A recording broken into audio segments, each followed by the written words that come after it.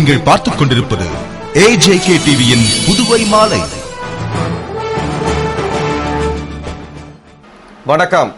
புதுவையில் நடந்த பொதுக்குழு கூட்டத்தில் நாடாளுமன்ற தேர்தல் நிதியாக 1,01,11,111 ரூபாயினை திமுக மாநில அமைப்பாளர் MKS சுப்பிரமணியன் கழக பொருளாளர் MK ஸ்டாலினிடம் வழங்கினார். புதுவை மாநில திராவிட முன்னேற்ற கழகம் சார்பில் தலைவர் கருணாநிதியின் 90வது பிறந்தநாள் விழா மற்றும் நாடாளுமன்ற தேர்தல் நிதியளிப்பு விழா பொதுக்கூட்டம் அண்ணா திடலில் மாநில அமைப்பாளர் MKS சுப்பிரமணியன் தலைமையில் நடந்தது.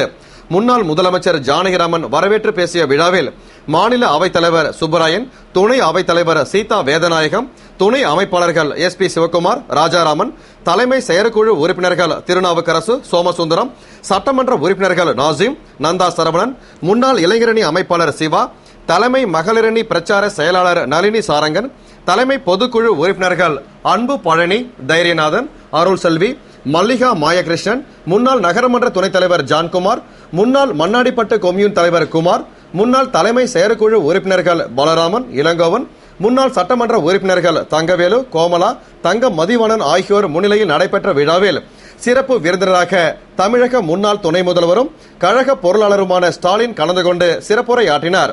விழாவில் புதுவை திமுக சார்பில் பாராளுமன்ற தேர்தல் நிதியாக 1,01,11,111 ரூபாயினை MKS சுப்பிரமணியன் ஸ்டாலினிடம் வழங்கினார். தொடர்ந்து துணை அமைப்பாளர் SP சிவக்குமார் ஆளுயர ரோஜா மாலையையும் முன்னாள் இளைஞரணி அமைப்பாளர் சிவா வெள்ளி வீரவாலும் அளித்து கௌரவித்தனர். கூட்டத்தில் கடலூர் மாவட்ட செயலாளர் பன்னீர்செல்வம், சென்னை முன்னாள் மேயர் சுப்பிரமணியம், தொகுதி செயலாளர்கள் ஏம்பலம் செல்வம், செந்தில்குமார், திராவிடமணி, தட்டாஞ்சாவடி இளங்கோ, இளைஞரணி அமைப்பாளர் முகமது யூனஸ், துணை அமைப்பாளர்கள் வீரராகு, திருவண்டார்கோவில் காந்தி, பரிதி இளம்பழுதி, சந்தோஷ்குமார், வழக்கறிஞர் முத்துவேல், விவசாய அணி சோமசுந்தரம், தொழிலாளர் முன்னேற்ற கவுன்சில் செயலாளர் பிராங்க்லின் பிரான்சுவா, தலைவர் அண்ணா அடைக்கலம், இலக்கிய அணி அமாவாசை, ஆதி திராவிட நலக்குழு அன்பு சூரியன், மீனவரணி கோதண்டபாணி, தொண்டரணி குணா திலீபன், மாணவரணி மணிமாறன், மகளிரணி நிர்மலா சுந்தரமூர்த்தி, முன்னாள் இளைஞரணி துணை அமைப்பாளர் லோக கணேசன், ரமேஷ், சுபகுரல், பெல்லாரி என்கிற கலியபெருமாள், வேலன் உள்பட ஏராளமான நிர்வாகிகள், தொண்டர்கள் பங்கேற்று சிறப்பித்தனர். நிறைவில் மாநில பொருளாளர் அனிபால் கன்னடி நன்றி கூறிய கூட்டத்திற்கான ஏற்பாடுகளை புதுவை மாநில திமுக நிர்வாகிகள் செய்திருந்தனர். சட்டமன்ற தேர்தலில் திராவிட முன்னேற்ற கழகம் தோல்வி அடைந்திருந்தாலும் மக்கள் மனதில் நீங்காத இடத்தை பிடித்துள்ளதாக புதுவை அண்ணா திடலில் நடந்த கூட்டத்தில் கழக பொருளாளர் MK ஸ்டாலின் பேசினார். புதுவை அண்ணா திடலில் நடந்த திமுக தலைவர் கருணாநிதி பிறந்தநாள் விழா, நாடாளுமன்ற தேர்தல் நிதியளிப்பு விழா பொதுக்கூட்டத்தில் கழக பொருளாளர் ஸ்டாலின் கலந்து கொண்டு பேசுகையில், தலைவர் கருணாநிதி கடந்த ஜூன் மாதம் 3ஆம் தேதி 90வது வயதை தொட்டார். ஆனால் இந்த விழா ஜூன், ஜூலை மாதங்களை தாண்டி தமிழகம், புதுவை மட்டுமன்றி ஆந்திரா, கேரளா உள்ளிட்ட வெளி மாநிலங்களிலும் கடல் கடந்து தமிழர்கள் வாழும் லண்டன், சிங்கப்பூர், மலேசியா போன்ற நாடுகளிலும் உள்ள தமிழர்கள் கொண்டாடி வருகின்றனர். இதற்கு காரணம் தமிழர்களின் முன்னேற்றத்திற்காக, வளர்ச்சிக்காக குரல் கொடுக்கும் ஒரே தலைவர் கருணாநிதிதான். எனவே இந்த விழாவை அடுத்த ஆண்டு ஜூலை வரை கொண்டாடலாம் என்று கூறினார். மேலும் தலைவருக்கு வயது 90, நமது இயக்கத்திற்கு வயது 100, பொது வாழ்விலும் அரசியல் வாழ்விலும் 75 ஆண்டுகள் பணியாற்றியுள்ளார். எனவே உலக அளவில் இப்படி ஒரு தலைவரை எந்த நாட்டிலும் இயக்கத்திலும் பார்க்க முடியாது. அப்படிப்பட்ட பெருமை நமது இயக்கத்திற்கு உண்டு, நமது தலைவருக்கும் உண்டு என்று பெருமிதம் அடைந்தவர் தொடர்ந்து 1945ஆம் ஆண்டு புதுவையில் திமுக மாநாடும் கலைஞர் எழுதி நடித்த நாடகமும் நடந்தது. பகலில் மாநாட்டு பணி, இரவில் நாடக பணி புரிந்து சிறப்பான பெயர் பெற்ற கலைஞர் மீது எதிரிகள் 100க்கும் மேற்பட்டோர் தாக்குதல் நடத்திய திடலாக வரலாறு புதுவைக்குத்தான் உண்டு என்று தெரிவித்தார். மேலும் புதுவையில் நமக்கு என்று ஒரு கட்டிடம் கட்டப்பட உள்ளது, அதனை தலைவர் கருணாநிதி திறந்து வைப்பதாக கூறியுள்ளார். மேலும் தமிழகத்திற்கு இணையாக புதுவையில் சிறப்பான ஆட்சி நடைபெறாததால் மக்கள் நிம்மதியில்லாமல் பல இன்னல்களுக்கு ஆளாகியுள்ளனர். புகழ்பெற்ற ரோடியர் மில்லில் 7000க்கும் மேற்பட்டோர் பணிபுரிந்து வந்த நிலை மாறி தற்பொழுது 1500 பேர் மட்டுமே பணிபுரியும் நிலை உள்ளது. அவர்களுக்கும் கடந்த 8 மாதங்களாக சம்பளம் வழங்கவில்லை. ஆனால் திமுக ஆட்சியில் தொழிலாளர்கள் கோரிக்கை வைக்காமலேயே சம்பளம் வழங்கப்பட்டது. இது மட்டுமன்றி தற்போதைய ஆட்சியில் மாணவர்களுக்கு வழங்கப்பட்டு வந்த உணவு, உடை, புத்தகங்களை நிறுத்தும் நிலை, 5000த்திற்கும் மேற்பட்டோர் பணி நீக்கம் செய்த நிலைதான் நிலவுகிறது. புதுவை அரசு மக்களுக்காக செய்த திட்டங்களை பட்டியலிட்டு காட்ட முடியுமா என்று கேட்ட அவர், தொடர்ந்து 2011ஆம் ஆண்டு தேர்தலில் நாம் தோல்வி அடைந்தாலும் மக்கள் உள்ளத்தில் நீங்காத இடம் பிடித்துள்ளோம் என்றும், தமிழகத்தில் தற்பொழுது 20 மணி நேரம் மின்வெட்டும், புதுவையில் 3 மடங்கு மின் கட்டணமும் உயர்த்தப்பட்டுள்ளது. மருத்துவக் கல்லூரிகளில் அரசுக்கு 50% இட ஒதுக்கீடும் பெறவில்லை. தமிழகத்தில் சமச்சீர் கல்வி சட்டத்தை தலைவர் கருணாநிதி கொண்டு வந்தபோது எதிர்ப்பு தெரிவித்த முதல்வர் ஜெயலலிதா அதனைத்தான் கடந்த ஆண்டு கொண்டு வந்தார் என்று தெரிவித்தார். மேலும் தமிழகம் மற்றும் புதுவை மக்களுக்காக பாடுபடும் தலைவர் கருணாநிதியின் கரத்தை வலுப்படுத்த வேண்டும் என்று பேசினார். பொதுப்பணித்துறை மற்ற அரசு நிறுவனங்களில் பணிபுரிந்து கொண்டிருந்த 5000 பேர் பணி நீக்கம் செய்யப்பட்டிருக்கிறார்கள். தமிழகத்தில் மட்டுமல்ல, இப்போது புதுவையிலும் அதே கதி என்று எண்ணி பார்க்கிற போது உடம்புகளில் வேதனைப்படுகிறோம். உண்மையிலே இந்த பாண்டிச்சேரிகளை பேசிக்கொண்டிருக்கிறதா?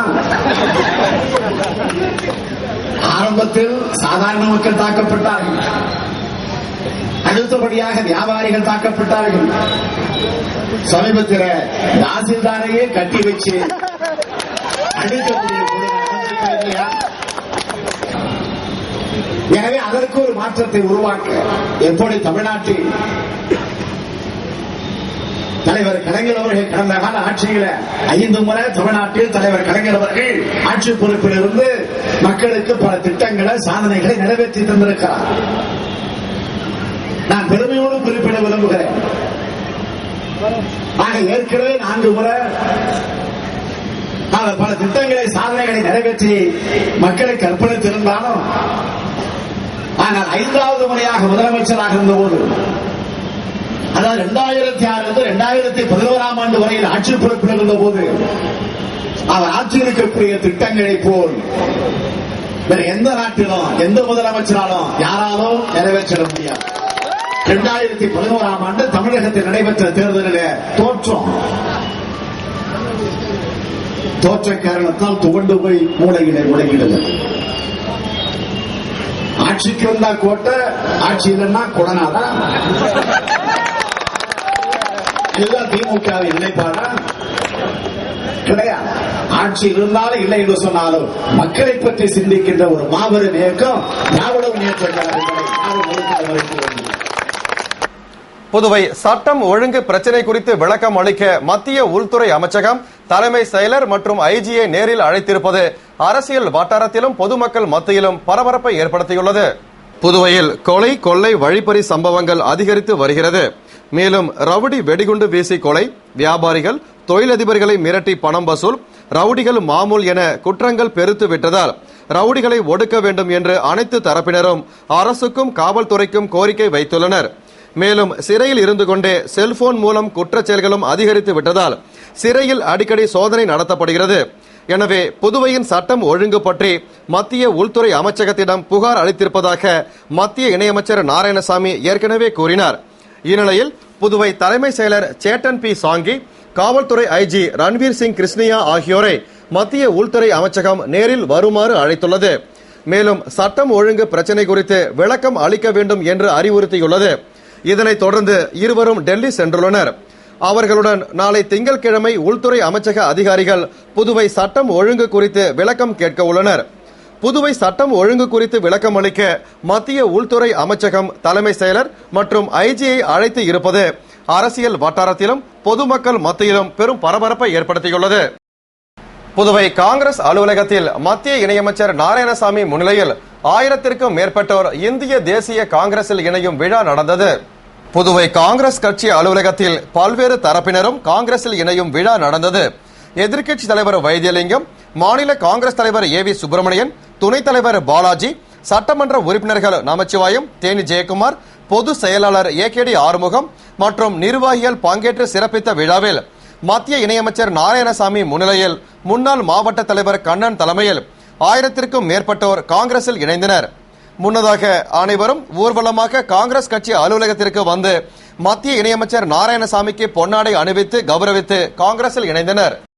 புதுவையை சேர்ந்த வாலிபர்கள் 2 பேர் விழுப்புரம் அருகே வெட்டி கொலை செய்யப்பட்ட பயங்கர சம்பவம் குறித்து போலீசார் தீவிர விசாரணை நடத்தி வருகின்றனர். புதுவை மார்க்கெட்டில் இருந்து 2 வாலிபர்கள் இருசக்கர வாகனத்தில் விழுப்புரம் நோக்கி சென்று கொண்டிருந்த போது வளவனூர் அருகே அடையாளம் தெரியாத மர்ம கும்பல் இவர்களை வழிமறித்து கத்தி, அரிவாள் மற்றும் பயங்கர ஆயுதங்களால் சரமாரியாக வெட்டி சாய்த்து தப்பி சென்றது. ரத்த வெள்ளத்தில் துடிதுடித்து சம்பவ இடத்திலேயே பரிதாபமாக உயிரிழந்த அவர்களை அவ்வழியாக சென்றவர்கள் கண்டு வளவனூர் காவல் நிலையத்தில் தகவல் அளித்தனர். இதனையடுத்து போலீசார் உடலை கைப்பற்றி பிரேத பரிசோதனைக்கு அனுப்பிவிட்டு நடத்திய விசாரணையில் இறந்தவர்கள் அரும்பார்த்தபுரம் மணவெளி திரிவேணி நகரை சேர்ந்த பீட்டர் மற்றும் கார்த்தி என்பது தெரியவந்ததும் அவர்களின் குடும்பத்தினருக்கு தகவல் தெரிவித்தனர். மேலும் தப்பியோடிய கொலையாளிகளை தேடி வருகின்றனர். வாலிபர்கள் வெட்டி கொலை செய்யப்பட்ட சம்பவம் அரும்பார்த்தபுரம் பகுதியில் அதிர்ச்சியையும் சோகத்தையும் ஏற்படுத்தியுள்ளது. புதுவை வில்லியனூர் அருள்மிகு தேவி ஸ்ரீ ஏழை மாரியம்மன் கோவில் சடல் மகோற்சவத்தில் 7ஆம் நாள் திருவிழா வெகு விமரிசையாக நடைபெற்றது. புதுவை வில்லியனூர் மார்க்கெட் அருகில் உள்ள அருள்மிகு தேவி ஸ்ரீ ஏழை மாரியம்மன் கோவிலின் 85ஆம் ஆண்டு சடல் மகோற்சவம் கடந்த 4ஆம் தேதி கணபதி ஹோமத்துடன் துவங்கி தினமும் சிறப்பு வழிபாடுகள் நடந்து வருகிறது. அதன்படி 7ஆம் நாள் உற்சவத்தை முன்னிட்டு அம்மனுக்கு சிறப்பு அபிஷேக ஆராதனையும் சிறப்பு அலங்காரத்தில் மகா தீபாராதனையும் நடந்தது. விழாவில் முதல்வரின் பாராளுமன்ற செயலர் வைத்தியநாதன், முன்னாள் சட்டமன்ற உறுப்பினர் நடராஜன், என்ஆர் காங்கிரஸ் பிரமுகர் சரவணன் மற்றும் ஏராளமான பக்த கோடிகள் பங்கேற்று சுவாமி தரிசனம் செய்தனர். பங்கேற்ற பக்தர்களுக்கு பிரசாதம் விநியோகிக்கப்பட்டது. விழாவிற்கான ஏற்பாடுகளை அறங்காவல் குழுவினர், விழா குழுவினர் மற்றும் ஊர் பொதுமக்கள் செய்திருந்தனர். இத்துடன் செய்திகள் நிறைவடைந்தன. வணக்கம்.